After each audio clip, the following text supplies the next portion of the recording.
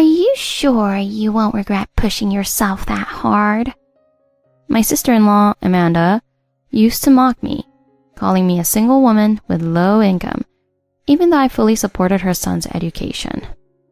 She spent all the family savings on her own jewelry and entertainment, without using a penny for her son. Despite her disdain for me, she had the audacity to watch me invest in my nephew's education without any remorse. Perhaps she thought I was borrowing money from somewhere, assuming I'd eventually regret it. Amanda betrayed my brother, who was deeply concerned about their son until the very end. She abandoned my nephew, who is also my beloved nephew, proving herself to be a person less than human. I never warned her about her actions. She will realize her mistakes only when she has lost everything. I am Sarah, a 45-year-old woman living alone. I work in the medical field and have a busy job. I chose to work in healthcare because both of my parents died from illnesses. My father passed away when I was still in elementary school. Even now, I think about how he could have been saved if medical science had been as advanced as it is today. Losing my father at a young age left my family in a difficult financial situation. My mother worked day and night to support my brother and me, but she eventually collapsed at her workplace due to overwork. My brother graduated from medical school and became a resident physician. I graduated from the same medical school, but from the health sciences department, becoming a clinical laboratory technician. Just when I thought we could finally make our mother's life easier, she passed away, as if relieved after ensuring her children were independent. My brother and I, as medical professionals, vowed to help as many patients as possible in memory of our parents. My brother lived an extremely tough life as a neurosurgeon, yet he found time to have a relationship, get married, and have a child. The child, my nephew, was named Larry. Larry was intelligent and well-behaved, and I adored him. As a doctor's son and an only child, he lived a comfortable life. But I couldn't resist buying him things like educational toys and picture books, sending them whenever I could. I didn't understand much about toy trains, but I think I ended up buying quite a lot for him. I didn't have children of my own, so I wasn't sure, but I felt an unconditional love for Larry, wanting to buy him everything he might like. I imagine my feelings were closer to those of a grandparent than a mother. If my parents had been alive, they would have been overjoyed at the birth of their first grandchild. Larry, who looked so much like my brother as a child, would have been their pride and joy. Meanwhile, I was working as a clinical laboratory technician at a fairly large hospital. The results of clinical tests are essential for doctors to make diagnoses and treatment decisions. My job was demanding but rewarding, as I aimed to provide accurate results quickly, while also offering compassionate support to patients and their families. I believe I was well suited for the job. Like my brother, I was strong in science and had no trouble handling the multitasking required of a clinical laboratory technician. However, the job was demanding, and the pay was not very high. Despite the emotional labor involved, it was always the doctors who had the final say. Even if my advice was completely opposite to the doctor's, the patient would immediately accept the doctor's word. I sometimes felt that technicians were seen as inferior to doctors and not trusted as much. I understood that our role was to support the doctors, who directly saved lives through surgery and treatment. Still, it was challenging to continue in a job where it was hard to feel like I was truly helping people. Additionally, I struggled with the complex relationships between doctors and nurses. I knew that personal issues, not professional ones, often caused these problems. But seeing how differently patients were treated based on whether the staff liked them or not made me start considering a career change. Then, I learned that my brother had developed a brain tumor. Since he was a neurosurgeon, he joked about how it helped him better understand his patient's pain. But the situation was far more serious than he let on. Although a senior doctor operated on him, the tumor had spread too far, and it quickly returned. My brother's condition deteriorated rapidly, and he passed away before long. Just before he lost the ability to speak, he asked me to take care of his son. He didn't ask his wife, he asked me, his sister. I interpreted this as a sign that he had reasons for his request. Determined to honor my brother's dying wish, I vowed to support Larry in every way possible. This included financial support. I paid for all of Larry's educational expenses. I made sure to keep in regular contact with him, asking if he needed anything or if there was anything troubling him at work. Though he had a mother, I reassured him that I was there for him, no matter what. There were times when Larry would hesitate, as if wanting to say something, but holding back. A month later, Larry finally reached out to me. "Auntie, there's something I want to talk to you about, but I know you're busy with work." It was then that I learned the true nature of Amanda. Larry was an only child and, like his father, was a bright and diligent student. My brother had recognized Larry's potential early on and spared no effort or expense to provide him with the best education possible. Larry successfully entered a prestigious private middle school. My brother was overjoyed, hoping that Larry would thrive in such an enriched environment. He wanted Larry to enjoy his student life fully, nurturing both his intellect and character. Larry had dreams of entering medical school, whether national or private, and was determined to pursue that path. However, just as Larry entered high school, his father fell ill. My brother worked as a neurosurgeon, a field known for its high income, so I believed his family wouldn't struggle financially after his passing. While Amanda, Larry's mother, might need to start working, I was confident they had enough savings to see Larry through college. My brother had been diligent about saving for Larry's education, knowing how important it was. Yet despite this, Amanda tried to transfer Larry from his private school to a public one, without even consulting him. I knew there had to be a serious reason behind her decision, so I contacted her to find out more. I was worried that Larry might have been too devastated by his father's death to continue attending school. "We can't afford to send him to a private school now that the breadwinner is gone. If he really wants to go to college, he'll have to aim for a national or public university. Larry's smart enough to get into any school, so he'll be fine." I was shocked by her callous and dismissive attitude. For a typical middle-class family, choosing public school over private due to financial constraints is understandable. But my brother's family was far from typical. They were well off. My brother had saved a substantial amount specifically for Larry's education, and I knew their finances were secure. Amanda had never worked, but they had no financial worries. After all, my brother had built a large house in a popular neighborhood for easy commuting. The basement was soundproofed and filled with guitars, reflecting my brother's passion for music. Amanda always wore luxurious clothes adorned with jewelry and designer bags. Her diamond-encrusted watch sparkled even when she attended school events. Surely, her extravagant lifestyle made her the talk of the other parents. It made no sense that she would consider transferring Larry to a public school unless there was another reason.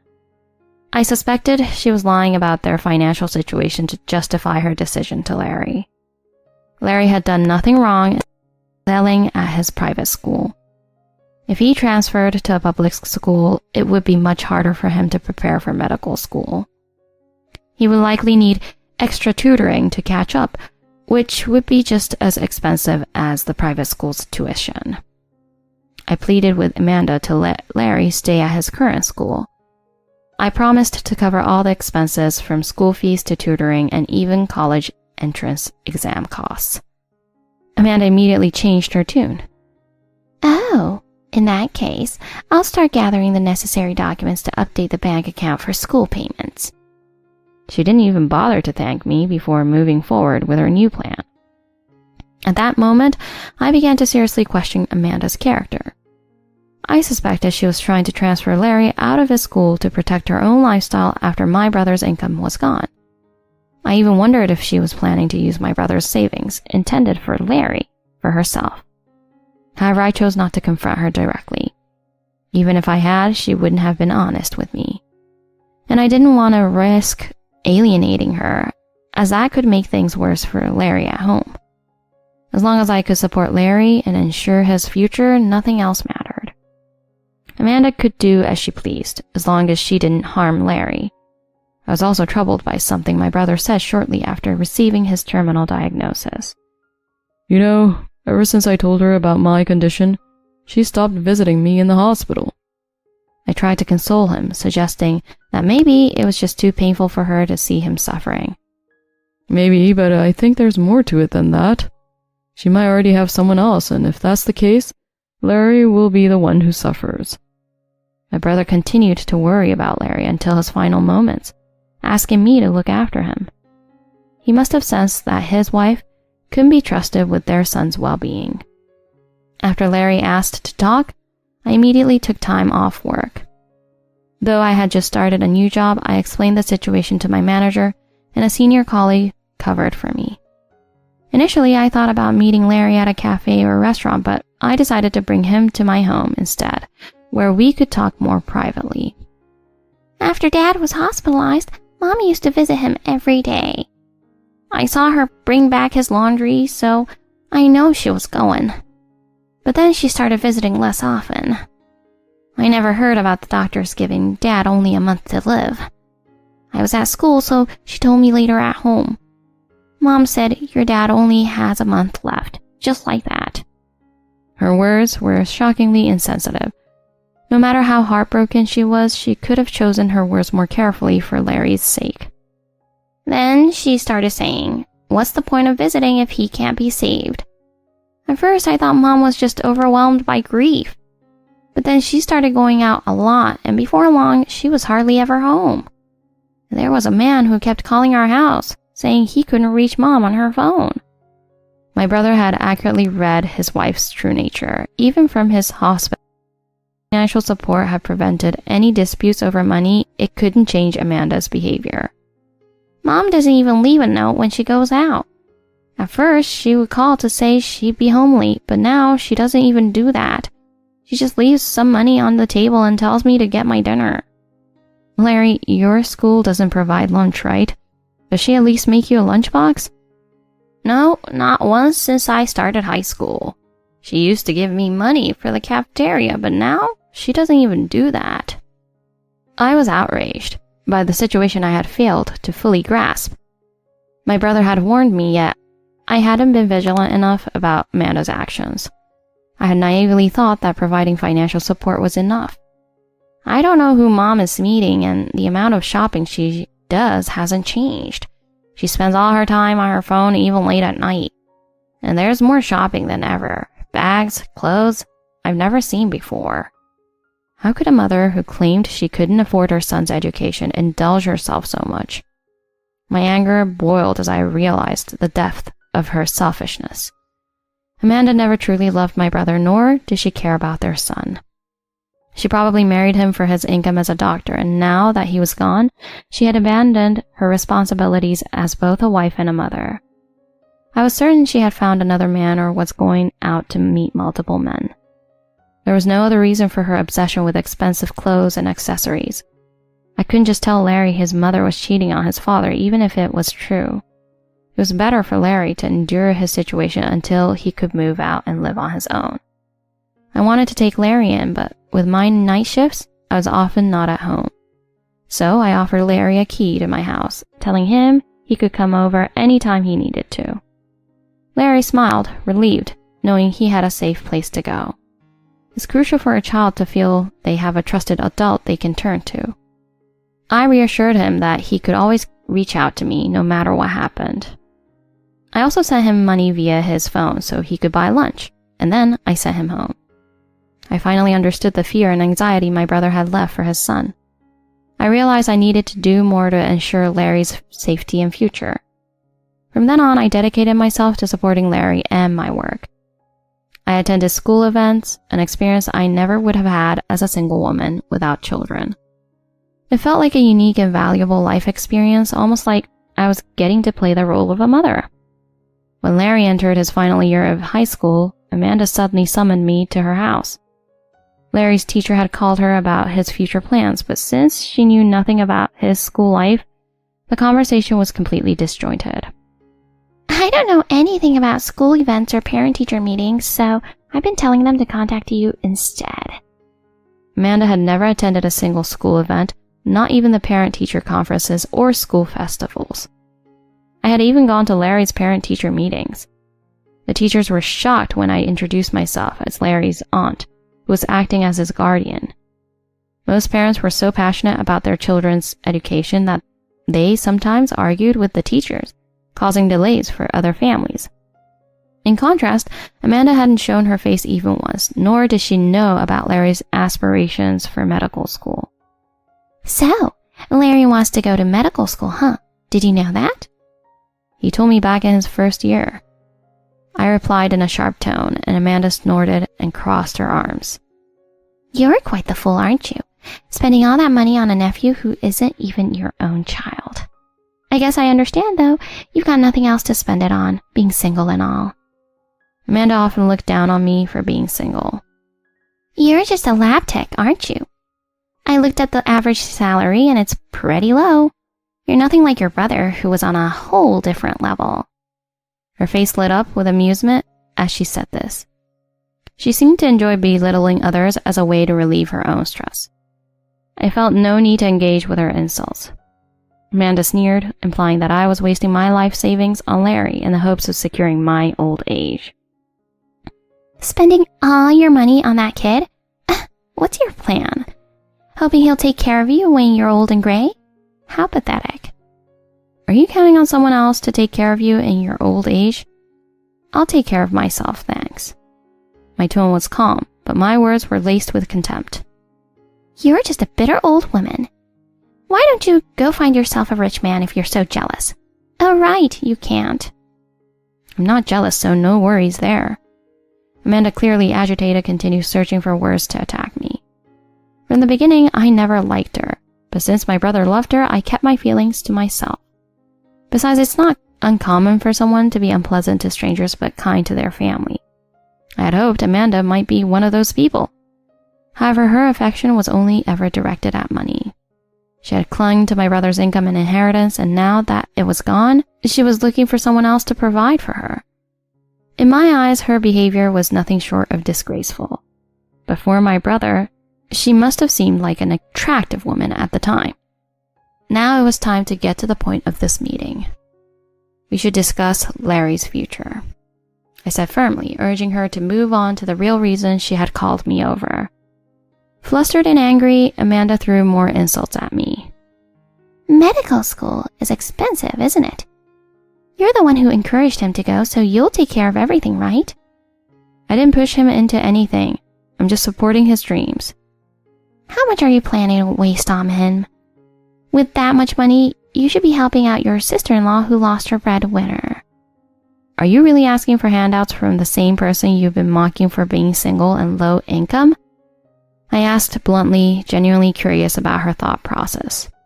Amanda screeched in response. Don't you dare show this attitude in front of Larry. This woman was clearly unfit to be a mother. Once Larry was accepted into a medical school, I resolved to make sure he lived independently.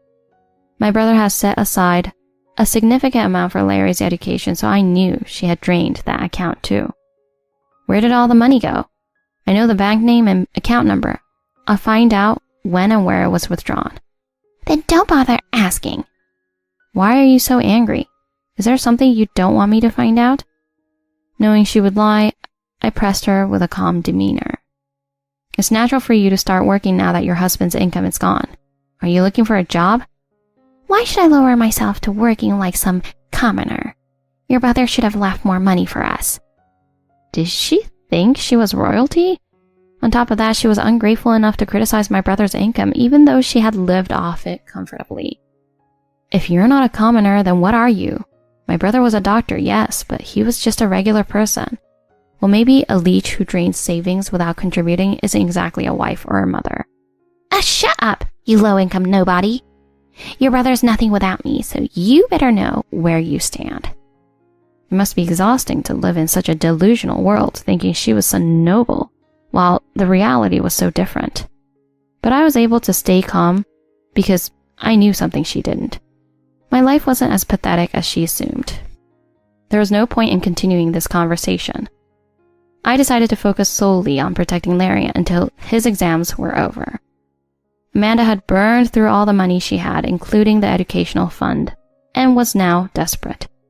She was the kind of person who would come begging for money from the very person she'd looked down on. With Larry's exams approaching, I didn't want him in that toxic environment any longer. I gave him a key to my home so he could come and go as he pleased. Larry, now a high school senior, was physically stronger than his mother, so I didn't worry about her harming him.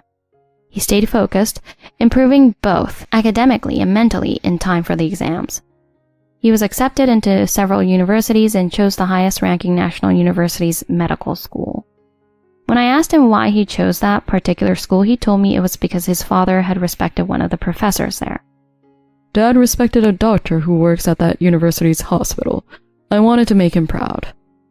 I was the only family left, but Larry's determination and my work kept me from feeling lonely. I felt a deep sense of pride when Larry asked me to attend his graduation. He hadn't even mentioned it to his mother. To me, it felt like I had finally become the mother figure Larry needed. I proudly attended the ceremony as Larry's guardian. Watching the young students laughing, crying, and hugging each other for photos made me tear up as well. I wondered if my parents had felt the same way watching my brother and me grow up, shedding tears of pride and hope for our futures. After the ceremony, Larry and I took photos together with some of his friends.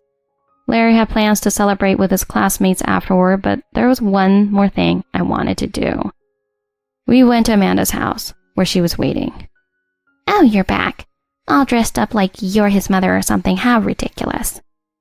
Says the real mother, who wasn't even invited to the ceremony. There's nothing wrong with doting on a beloved nephew. But today would be the last time I would have to deal with this woman. So, which university did you choose? It doesn't matter. Why do you care? Why won't you tell me? Still sulking, I see. You're such a pain. And Sarah, I heard you bought Larry an expensive custom-made suit. How generous of you. Yes. You're so weird, Sarah. Spending all your money on someone else's kid. Are you in debt or something? Don't overdo it or you'll regret it. Just make sure Larry takes care of you in return. This was the first time Larry had seen his mother insult me like this. His eyes widened in shock as he looked back and forth between us. I'm sorry you had to hear that, Larry, but sometimes it's better to know the truth before you walk away. I lowered my voice, ready to reveal everything. I hope you won't regret your decisions, Amanda. Finally, it was time to lay everything out in the open. You've been trying so hard to convince yourself that I'm low income, haven't you? That's clearly not the case, given how much I've been able to support Larry financially. I reached into my bag and pulled out my ID card, showing it to her. Oh, what's this? Respiratory medicine. I had changed careers. I was no longer a lab technician. I had become a doctor. I switched careers a while ago. I wanted to save lives. It wasn't an easy path, especially since I started medical school in my 30s. I had to study for exams while still working. Balancing work and medical school required determination and grit. Once I started my training as a resident, I realized that I had other skills in neurology, so I chose respiratory medicine instead. There was a shortage of specialists in that field, and I wanted to be there for patients until the end of their lives. It took years to complete my training, and I'm still honing my skills. There's no way you're a doctor. You're lying. I've been a doctor for quite some time now. You just never noticed because you were too busy with your own life. Mom, I've always appreciated what you've done for me. That's why I came to say goodbye. Thanks to Auntie, I've been able to continue my studies and get into my first choice university. She's been like a parent to me, attending school events, even though she was incredibly busy. What? That's just because she's a lonely, childless woman. Do you think being a doctor is easy? Auntie studied and worked hard to become a doctor, all while looking after me, and yet she always found time to be there for me. Mom, please just thank her. If you don't, I'm afraid I'll end up hating you. For the first time, Larry was expressing his true feelings. If his mother couldn't be moved by this, then she wasn't a mother at all.